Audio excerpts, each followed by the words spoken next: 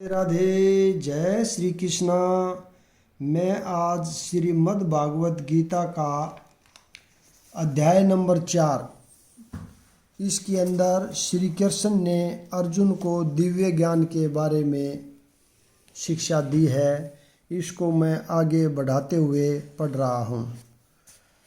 भगवान श्री कृष्ण ने कहा, मैंने इस अमर योग विद्या का उपदेश सूर्य देव विवस्वान को दिया और विवस्वान ने मनुष्यों के पिता मनु को उपदेश दिया और मनु ने इसका उपदेश इक्ष्वाकु को दिया। यहाँ पर हमें भगवत गीता का इतिहास प्राप्त होता है। यह अत्यंत प्राचीन बताया गया है। जब इसे सूर्यलोक इत्यादि संपूर्ण लोकों के राजा को प्रदान किया गया था।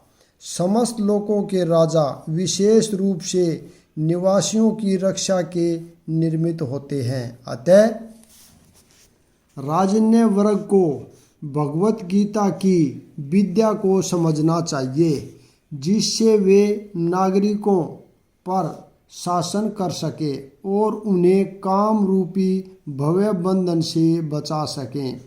मानव जीवन का उद्देश्य भगवान के साथ अपने शाश्वत संबंध के आध्यात्मिक ज्ञान का विकास है और सारे राज्यों तथा समस्त लोगों के शासन अध्यक्षों को चाहिए कि शिक्षा, संस्कृति तथा भक्ति द्वारा नागरिकों को यह पाठ पढ़ाए। दूसरे शब्दों में, सारे राज्य के शासनाध्यक्ष कृष्ण भावनामृत विद्या का प्रचार करने के लिए होते हैं, जिससे जनता इस महाविद्या का लाभ उठा सके और मनुष्य जीवन के अवसर का लाभ उठाते हुए सफल मार्ग का अनुसरण कर सके।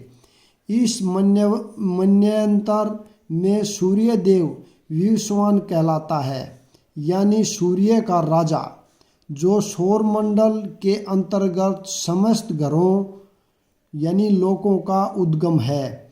ब्रह्मा संहिता में 5.52 में कहा गया है, ब्रह्मा जी ने कहा, मैं उन श्री भगवान गोविंद की पूजा करता हूँ जो आदि पुरुष हैं और जिनके आदेश से समस्त लोकों का राजा सूर्य प्रभुत शक्ति तथा उष्मा धारण करता है।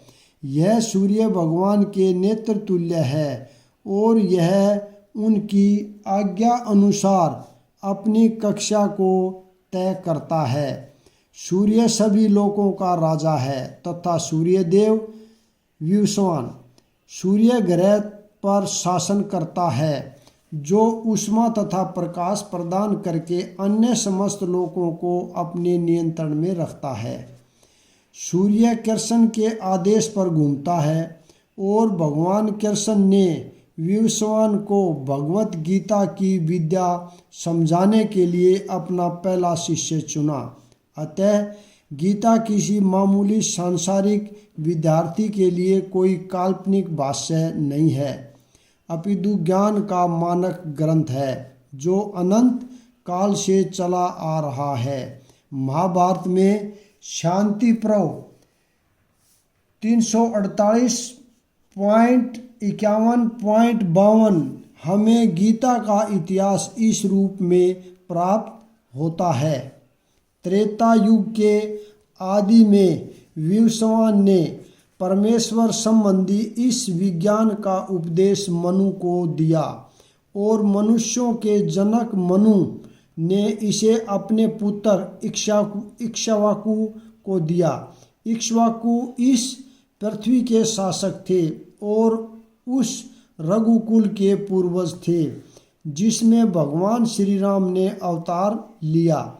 इससे प्रमाणित होता है कि मानव समाज में महाराजा इक्ष्वाकु के काल से ही भगवत गीता विद्यमान थी। इस समय कलयुग के केवल 5000 वर्ष व्यतीत हुए हैं, यानी 5000 वर्ष पूर्व व्यतीत कलयुग के हो चुके हैं, जबकि इसकी पूर्ण, जबकि इसकी पूर्ण आयु 4,32,000 वर्ष है।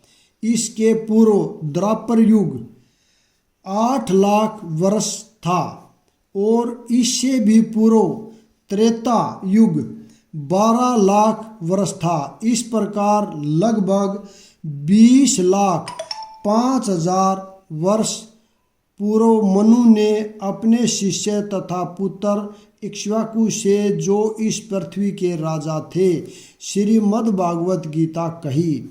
वर्तमान मनु की आयु लगभग 30 करोड़ 53 लाख वर्ष अनुमानित की जाती है, जिसमें से 12 करोड़ 4 लाख वर्ष बीत चुके हैं। यह मानते हुए कि मनु के जन्म के पूर्व भगवान ने अपने शिष्य सूर्यदेव विवस्वान को गीता सुनाई। मोटा अनुमान यह है कि गीता कम से कम 12 करोड़ 4 लाख वर्ष पहले कही गई और मानव समाज में यह 20 लाख वर्षों से विद्यमान रही। इसे भगवान ने लगभग 5,000 वर्ष पूर्व अर्जुन से पुनः कहा। गीता के अनुसार ही तथा इसके वक्ता भगवान कृष्ण के कथन के अनुसार यह गीता के इतिहास का मोटा अनुमान है। सूर्यदेव विवस्वान को इसलिए गीता सुनाई गई क्योंकि वह क्षत्रिय था और उन समस्त क्षत्रियों का जनक है जो सूर्यवंशी है। चूँकि भगवत गीता वेदों के ही समान है, क्योंकि इसे श्री भगवान ने कहा था, अतः यह ज्ञान अपौरुषेय है। चूँकि वैदिक आदेशों को यथारूप में बिना किसी मानवीय विवेचना के स्वीकार किया जाता है, फलतः गीता को भी किसी सांसारिक विवेचना के बिना स्वीकार किया जाना चाहिए। संसारी तार्किकजन अपनी अपनी विधि से गीता के विषय में चिंतन कर सकते हैं, किंतु यह यथारूप भगवत गीता नहीं है। अतः भगवत गीता को गुरु परम ब्रह्मा से यथारूप में ग्रहण करना चाहिए। यहाँ पर यह वर्णन हुआ है कि भगवान ने इसे सूर्यदेव से कहा, सूर्यदेव ने अपने पुत्र मनु से और मनु ने अपने पुत्र इक्ष्वाकु से कहा। इस प्रकार यह परम विज्ञान गुरु परंपरा द्वारा प्राप्त किया गया और राजर्षियों ने इस विधि से इसे समझा, किंतु कालक्रम में यह परंपरा छिन्न हो गई। अतः यह विज्ञान यथारूप में लुप्त हो गया लगता है। यहाँ स्पष्ट कहा गया है कि गीता विशेष रूप से राजर्षियों के लिए थी, क्योंकि वे इसका उपयोग प्रजा के ऊपर शासन करने में करते थे। निश्चय ही भगवत गीता कभी भी आसुरी पुरुषों के लिए नहीं थी, जिनमें किसी को भी इसका लाभ न मिलता और जो अपनी अपनी सनक के अनुसार विभिन्न प्रकार की विवेचना करते। अतः जैसे ही असाधु भाष्यकारों के निहित स्वार्थों से गीता का मूल उद्देश्य उच्छिन्न हुआ, वैसे ही पुनः गुरु परंपरा स्थापित करने की आवश्यकता प्रतीत हुई। 5,000 वर्ष पूर्व भगवान ने स्वयं देखा कि गुरु परंपरा टूट चुकी है, अतः उन्होंने घोषित किया कि गीता का उद्देश्य नष्ट हो चुका है। इसी प्रकार इस समय गीता के इतने संस्करण उपलब्ध हैं कि उनमें से प्राय सभी पारमाणिक गुरु परंपरा के अनुसार नहीं है। विभिन्न संसारी विद्वानों ने गीता की असंख्य टीकाएँ की हैं, किंतु वे प्राय सभी श्री कृष्ण को स्वीकार नहीं करते। यद्यपि वे कृष्ण के नाम पर अच्छा व्यापार चलाते हैं, यह आसुरी प्रवृत्ति है, क्योंकि असुरगण ईश्वर में विश्वास नहीं करते, वे केवल परमेश्वर के गुणों का लाभ उठाते हैं। अतएव अंग्रेजी में गीता के एक संस्करण की नितांत आवश्यकता थी जो परंपरा से प्राप्त हो। प्रस्तुत प्रयास इसी आवश्यकता की पूर्ति के उद्देश्य से किया गया है। भगवत गीता यथारूप मानवता के लिए महान वरदान है, किंतु यदि इसे मानसिक चिंतन समझा जाए तो यह समय का अव्यय होगा। आज मेरे द्वारा वही यह प्राचीन योग यानी परमेश्वर के साथ अपने संबंध का विज्ञान तुमसे कहा जा रहा है, क्योंकि तुम मेरे भक्त तथा मित्र हो। अतः तुम इस विज्ञान के दिव्य रहस्य को समझ सकते हो। मनुष्य की दो श्रेणियां हैं, भक्त तथा असुर। भगवान ने अर्जुन को इस विद्या का पात्र इसलिए चुना क्योंकि वह उनका भक्त था, किंतु असुर के लिए इस परम गुहा विद्या को समझ पाना संभव नहीं है। इस परम ज्ञान ग्रंथ के अनेक संस्करण उपलब्ध हैं। इनमें से कुछ भक्तों की टीकाएं हैं और कुछ असुरों की। जो टीकाएं भक्तों द्वारा की गई हैं वे वास्तविक हैं, किंतु जो असुरों द्वारा की गई हैं वे व्यर्थ हैं। अर्जुन श्री कृष्ण को भगवान के रूप में मानता है। अतः जो गीता भाष्य अर्जुन के पद चिन्हों का अनुसरण करते हुए किया गया है, वह इस परम विद्या के पक्ष में वास्तविक सेवा है, किंतु असुर भगवान कृष्ण को उस रूप में नहीं मानते। वे कृष्ण के विषय में तरह तरह की मनगढ़ंत बातें करते हैं और वे कृष्ण के उपदेश मार्ग में से सामान्य जनता को गुमराह करते रहते हैं। ऐसे कुमार्गों से बचने के लिए यह एक चेतावनी है। मनुष्य को चाहिए कि अर्जुन की परंपरा का अनुसरण करे और श्रीमद् भगवत गीता के इस परम विज्ञान से लाभान्वित हो। अर्जुन ने कहा, सूर्यदेव विश्वान आरंभ में भी आपने उन्हें इस विद्या का उपदेश दिया था। तब जब अर्जुन भगवान का माना हुआ भक्त है तो फिर उसे कृष्ण के वचनों पर विश्वास क्यों नहीं हो रहा था?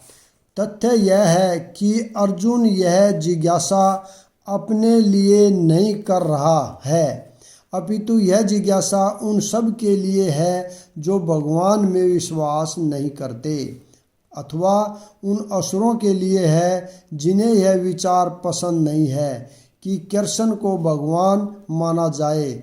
उन्हीं के लिए अर्जुन यह बात इस तरह पूछ रहा है, मानो वह स्वयं भगवान या कृष्ण से अवगत न हो, जैसा कि 10वें अध्याय में स्पष्ट हो जाएगा। अर्जुन भली भांति जानता था कि कृष्ण श्री भगवान है और वे प्रत्येक वस्तु के मूल स्रोत हैं तथा ब्रह्मा की चरम सीमा है। निसंदेह कृष्ण इस पृथ्वी पर देवकी के पुत्र रूप में भी अवतीर्ण हुए। सामान्य व्यक्ति के लिए यह समझ पाना अत्यंत कठिन है कि कृष्ण किस प्रकार उसी शाश्वत आदि पुरुष श्री भगवान के रूप में बने रहे। अतः इस बात को स्पष्ट करने के लिए ही अर्जुन ने कृष्ण से यह प्रश्न पूछा, जिससे वे ही पारमाणिक रूप में बताएं। कृष्ण परम प्रमाण है। यह तथ्य आज ही नहीं अनंत काल से सारे विश्व द्वारा स्वीकार किया जा रहा है। केवल असुर ही इसे अस्वीकार करते रहे हैं। जो भी हो, चूंकि कृष्ण सर्व स्वीकृत परम प्रमाण है, अतः अर्जुन उन्हीं से प्रश्न करता है जिससे कृष्ण स्वयं बताए और असुर तथा उनके अनुयायी जिस भांति अपने लिए तोड़ मरोड़ करके उन्हें प्रस्तुत करते रहे हैं, उससे बचा जा सके। यह प्रत्येक व्यक्ति के लिए आवश्यक है कि अपने कल्याण के लिए वह कृष्ण विद्या को जाने। अतः जब कृष्ण स्वयं अपने विषय में बोल रहे हों तो यह सारे विश्व के लिए शुभ है। कृष्ण द्वारा की गई ऐसी व्याख्याएं असुरों को भले ही विचित्र लगे, क्योंकि वे अपने ही दृष्टिकोण से कृष्ण का अध्ययन करते हैं, किंतु जो भक्त है वे साक्षात कृष्ण द्वारा उच्चारित वचनों का हृदय से स्वागत करते हैं। भक्तगण कृष्ण के ऐसे प्रामाणिक वचनों की सदा पूजा करेंगे, क्योंकि वे लोग उनके विषय में अधिकाधिक जानने के लिए उत्सुक रहते हैं। इस तरह नास्तिक गण जो कृष्ण को सामान्य व्यक्ति मानते हैं, वे भी कृष्ण को अति मानव, सच्चिदानंद विग्रह, दिव्य, त्रिगुणातीत तथा दिक् काल के प्रभाव से परे समझ सकेंगे। अर्जुन की कोटि के श्री कृष्ण भक्त को कभी भी श्री कृष्ण के दिव्य स्वरूप के विषय में कोई भ्रम नहीं हो सकता। अर्जुन द्वारा भगवान के समक्ष ऐसा प्रश्न उपस्थित करने का उद्देश्य उन व्यक्तियों की नास्तिकतावादी प्रवृत्ति को चुनौती देना था, जो कृष्ण को भौतिक प्रकृति के गुणों के अधीन एक सामान्य व्यक्ति मानते हैं। श्री भगवान ने कहा, तुम्हारे तथा मेरे अनेकानेक जन्म हो चुके हैं, मुझे तो उन सब का स्मरण है, किंतु हे प्रताप तुम्हें उनका स्मरण नहीं रह सकता है। मैं उन आदि पुरुष श्री भगवान गोविंद की पूजा करता हूँ, जो अद्वितीय है, अच्युत तथा अनादि है। यद्यपि अनंत रूपों में उनका विस्तार है, किंतु तो भी वे आद्य, पुरातन तथा नित्य नव यौवन युक्त रहते हैं। श्री भगवान के ऐसे सच्चिदानंद रूप को प्राय श्रेष्ठ वैदिक विद्वान जानते हैं, किंतु विशुद्ध अन्य भक्तों को तो उनके दर्शन नित्य ही होते रहते हैं। मैं उन श्री भगवान गोविंद की पूजा करता हूँ, जो राम, नरसिंह आदि अवतारों तथा अंश अवतारों में नित्य स्थित रहते हुए भी कृष्ण नाम से विख्यात आदि पुरुष हैं, और जो स्वयं भी अवतरित होते हैं। वेदों में भी कहा गया है कि अद्वितीय होते हुए भी भगवान असंख्य रूपों में प्रकट होते हैं। वे उस वैदुर्यमणि के समान हैं, जो अपना रंग परिवर्तित करते हुए भी एक ही रहता है। इन सारे रूपों को विशुद्ध निष्काम भगत ही समझ पाते हैं। केवल वेदों के अध्ययन से उनको नहीं समझा जा सकता। अर्जुन जैसे भक्त कृष्ण के नित्य सखा हैं, और जब भी भगवान अवतरित होते हैं तो उनके पार्षद भगत भी विभिन्न रूपों में उनकी सेवा करने के लिए उनके साथ साथ अवतार लेते हैं। अर्जुन ऐसा ही भक्त है, और इस श्लोक से पता चलता है कि लाखों वर्ष पूर्व जब भगवान कृष्ण ने भगवत गीता का प्रवचन सूर्य देव विश्वान से किया था, तो उस समय अर्जुन भी किसी भी रूप में उपस्थित था, किंतु भगवान तथा अर्जुन में यह अंतर है कि भगवान ने यह घटना याद रखी, किंतु अर्जुन इसे याद नहीं रख सका। असंख्य रूप जीवात्मा तथा परमेश्वर में यही अंतर है। यद्यपि अर्जुन को यहाँ परम शक्तिशाली वीर के रूप में संबोधित किया गया है, जो शत्रुओं का दमन कर सकता है, किंतु विगत जन्मों में जो घटनाएं घटी हैं उन्हें स्मरण रखने में यह अक्षम है। अतः भौतिक दृष्टि से जीव चाहे कितना ही बड़ा क्यों न हो, वह कभी परमेश्वर की समता नहीं कर सकता। भगवान का नित्य संगी निश्चित रूप से मुक्त पुरुष होता है, किंतु वह भगवान के तुल्य नहीं होता। ब्रह्मा संहिता में भगवान को अच्युत कहा गया, जिसका अर्थ होता है कि वे भौतिक संपर्क में रहते हुए भी अपने को नहीं भूलते। अतः भगवान तथा जीव कभी भी सभी तरह से एक समान नहीं हो सकते। भले ही जीव अर्जुन के समान मुक्त पुरुष क्यों न हो। यद्यपि अर्जुन भगवान का भक्त है, किंतु कभी कभी वह भी भगवान की प्रकृति को भूल जाता है। किंतु दैवी कृपा से भक्त तुरंत भगवान की अच्युत स्थिति को समझ जाता है, जबकि अभक्त या असुर इस दिव्य प्रकृति को नहीं समझ पाता। फलस्वरूप गीता के विवरण आसुरी मस्तियों में नहीं पढ़ पाते। कृष्ण को लाखों वर्ष पूर्व संपन्न कार्यों की स्मृति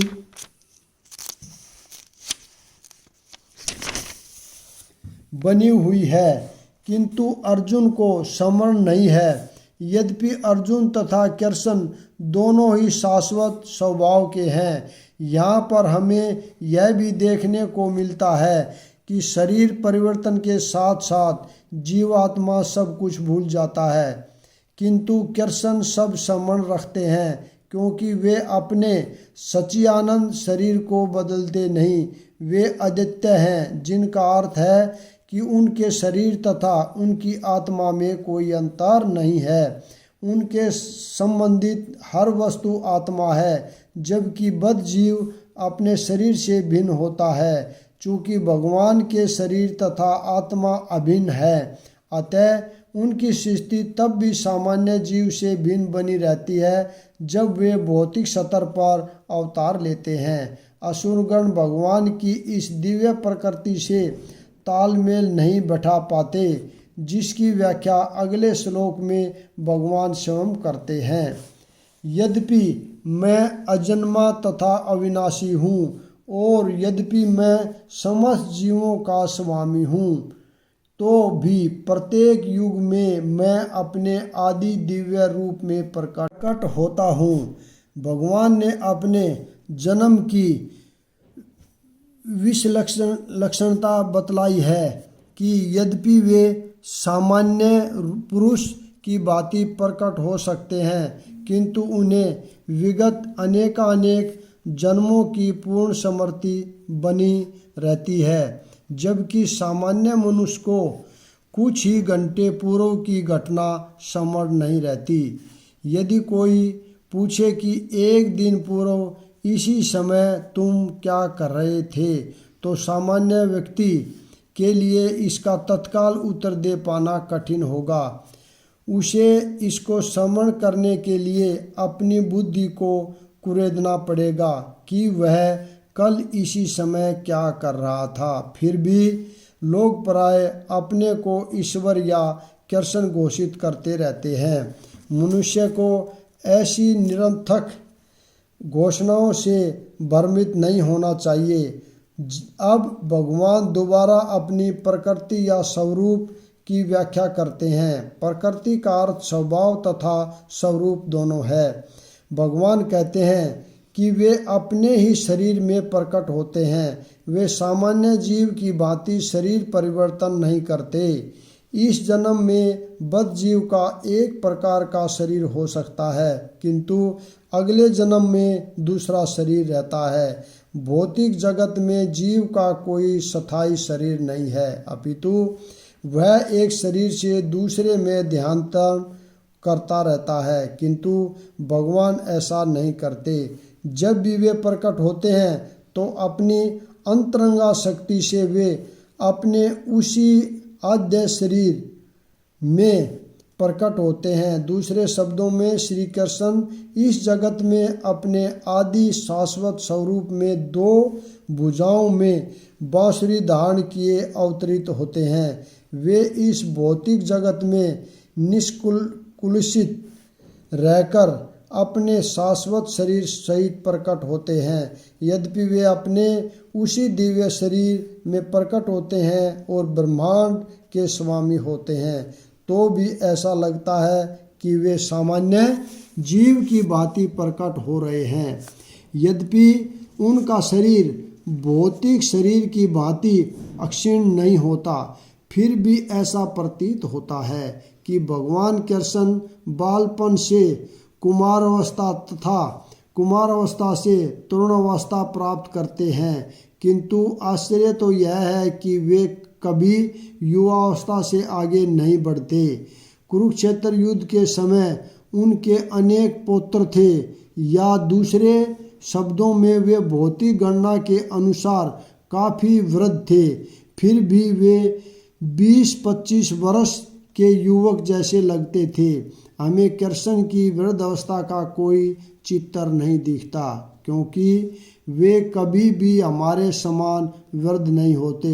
यद्यपि वे तीनों काल में, भूत, वर्तमान तथा भविष्य काल में सबसे वयोवृद्ध पुरुष हैं।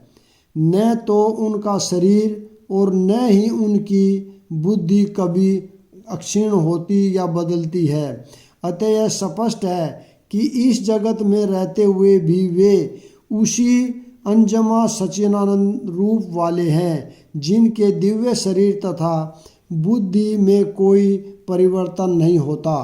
वस्तुतः उनका आविर्भाव और तिरोभाव सूर्य के उदय तथा अस्त के समान है, जो हमारे सामने से घूमता हुआ सारी सृष्टि से ओझल हो सकता है। जब सूर्य हमारी दृष्टि से ओझल रहता है तो हम सोचते हैं कि सूर्य अस्त हो गया है, और जब वह हमारे समक्ष होता है तो हम सोचते हैं कि वह एक्सटीज में है। वस्तुतः सूर्य स्थिर है, किंतु अपनी अपूर्ण एवं त्रुटिपूर्ण इंद्रियों के कारण हम सूर्य को उदय और अस्त होते हुए परिकल्पित करते हैं। और चूंकि भगवान का पारकट्य तथा तिरोधाम सामान्य जीव से भिन्न है, अतः स्पष्ट है कि वे शाश्वत है, अपनी अंतरंगा शक्ति के कारण आनंद स्वरूप है, और इस भौतिक प्रकृति द्वारा कभी कलुषित नहीं होते। वेदों द्वारा भी पुष्टि की जाती है कि भगवान अनजमा होकर भी अनेक रूपों में अवतरित होते रहते हैं। वैदिक साहित्यों से भी पुष्टि होती है कि यद्यपि भगवान जन्म लेते प्रतीत होते हैं, किंतु तो भी वे शरीर परिवर्तन नहीं करते। श्रीमद् भागवत में वे अपनी माता के समक्ष नारायण रूप में 4 भुजाओं तथा अष्ट ऐश्वर्यों से मुक्त होकर प्रकट होते हैं। उनका आद्य शाश्वत रूप में प्रकट्य उनकी आहुति की कृपा है, जो जीवों को प्रदान की जाती है, जिससे वे भगवान के यथारूप में अपना ध्यान केंद्रित कर सके, न कि निर्विशेषवादियों द्वारा मनोधर्म तथा कल्पनाओं पर आधारित रूप में। विश्वकोश के अनुसार माया या आत्म माया शब्द भगवान की आहुति की कृपा का सूचक है। भगवान अपने समस्त पूर्व आविर्भाव तिरोभावों से अवगत रहते हैं, किंतु सामान्य जीव को जैसे ही नवीन शरीर प्रकट होता है, वह अपने पूर्व शरीर के विषय में सब कुछ भूल जाता है। वे समस्त जीवों के स्वामी हैं, क्योंकि इस धरा पर रहते हुए भी वे आश्चर्यजनक तथा अति मानवीय लीलाएं करते रहते हैं। अतः भगवान निरंतर वही परम सत्य रूप हैं, और उनके स्वरूप तथा आत्मा में या उनके गुण तथा शरीर में कोई अंतर नहीं होता। अब यह प्रश्न किया जा सकता है कि इस संसार में भगवान क्यों आविर्भूत और तिरोभूत होते रहते हैं। अगले श्लोक में इसकी व्याख्या की गई है। यहाँ पर मैं विराम देता हूँ। अगला भगवत गीता का अगला अध्याय हम कल पढ़ेंगे। राधे राधे, जय श्री कृष्णा।